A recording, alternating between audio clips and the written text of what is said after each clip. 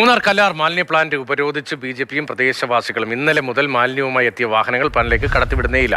കഴിഞ്ഞ ദിവസങ്ങളിൽ പ്ലാസ്റ്റിക് മാലിന്യങ്ങൾ പ്രദേശത്ത് കത്തിച്ചിരുന്നു. அதனால இங்க வசிக்கிற நிறைய மக்களுக்கு கேன்சர் இருக்கு ப்ரோ. அது நிலைய வெளியே யாருக்குமே தெரிய மாட்டேங்குது, வெளியே யாரும் சொல்ல மாட்டேன்றாங்க. இந்த தண்ணி, குடி தண்ணி, இந்த பிரச்சனை, கேன்சர், ஹாஸ்பிட்டல் போனா எதுவும் பிரச்சனை ஆகுமோ அப்படின்னு சொல்லி நிறைய பேர் சொல்லாம இருக்கிறாங்க. அந்த மாதிரி பாதிப்புகள் இருக்கு. இந்த பிரச்சனை இன்னைக்கு வெளியே வர போய் தான் இத்தனை பேருக்கு தெரியுது. பிளாஸ்டிக்கே இங்க எரிக்க கூடாது, இது வேண்டாம்னு சொல்லி தான் எங்களோட கோரிக்கையே. அடுத்து வரது சந்ததிகள் 2 குழந்தை பிறக்கலாம், அந்த குழந்தைங்களுக்கு ஏதாவது நோய் வரலாம், அது எதுவுமே எங்களுக்கு வேண்டாம். ജെയിൻ എസ് രാജ് വിവരങ്ങളുമായുണ്ട്. ജെയിൻ, ഈ മൂന്നാർ കല്ലാർ മാലിന്യ പ്ലാന്റ് ബി.ജെ.പി പ്രവർത്തകരും പ്രദേശവാസികളും ഉപരോധിക്കുകയാണ്. പക്ഷെ അവർ ഉന്നയിക്കുന്നത് വളരെ പ്രധാനപ്പെട്ട ഒരു വിഷയമാണല്ലോ. ഇപ്പോൾ മാലിന്യ പ്ലാന്റിൽ പ്ലാസ്റ്റിക് മാലിന്യങ്ങൾ കത്തിക്കുക. സംസ്ഥാനത്ത് പ്ലാസ്റ്റിക് കത്തിക്കാൻ പാടില്ല എന്നത് നേരത്തെയുള്ള നിർദ്ദേശമാണ്. കുട്ടികൾക്ക് പ്രത്യേകിച്ച് വലിയ ആരോഗ്യ പ്രശ്നങ്ങൾ ഉണ്ടാകാനുള്ള സാധ്യതയുണ്ടെന്ന് അദ്ദേഹം ചൂണ്ടിക്കാണിക്കുന്നതൊക്കെ ശരിയുമാണ്. എന്തുകൊണ്ട് അവിടെ ഈ പ്രശ്നം ഉണ്ടാകുന്നു?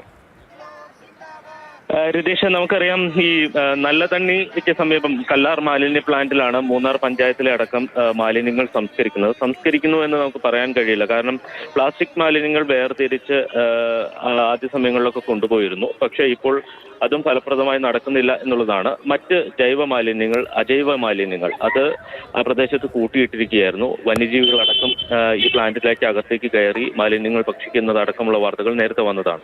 ഇപ്പോൾ ഒരു പ്രധാന പ്രശ്നം എന്ന് പറയുന്നത്, കഴിഞ്ഞ ഒരാഴ്ചയായി ആ പ്രദേശത്ത് പ്ലാസ്റ്റിക് മാലിന്യം കൂട്ടിയിട്ട് കത്തിക്കുകയാണ്. അതിനെതിരെ പ്രദേശവാസികളാണ് ഇപ്പോൾ സംഘടിച്ച് ഒരു പ്രതിഷേധവുമായി രംഗത്തെത്തിയിരിക്കുന്നത്. ഇന്നലെ ഈ സമരം ആരംഭിക്കുന്നത് ബി.ജെ.പി പ്രവർത്തകരാണ്. പക്ഷേ ഇന്ന് രാവിലെ കല്ലാർ എസ്റ്റേറ്റിലുള്ള തൊഴിലാളികളടക്കം ഇവിടേക്ക് എത്തുകയും ഈ സമരത്തിൽ പങ്കുചേരുകയും ചെയ്തിട്ടുണ്ട്. അതായത് ഇപ്പോൾ മൂന്നാറിൽ പഞ്ചായത്ത് ശേഖരിക്കുന്ന പ്ലാസ്റ്റിക് അടക്കമുള്ള മാലിന്യങ്ങൾ ഈ പ്ലാന്റിന്റെ അകത്തേക്ക് പ്രവേശിപ്പിക്കാൻ പ്രദേശവാസികൾ അനുവദിക്കാതെയാണ് സമരം നടന്നുകൊണ്ടിരിക്കുന്നത്. ഇന്നിപ്പോൾ പഞ്ചായത്തിന്റെ നേതൃത്വത്തിൽ ഒരു ചർച്ചയൊക്കെ നടത്തിയെങ്കിലും ഈ സമരക്കാരെ വഴങ്ങാൻ കൂട്ടാക്കിയിട്ടില്ല.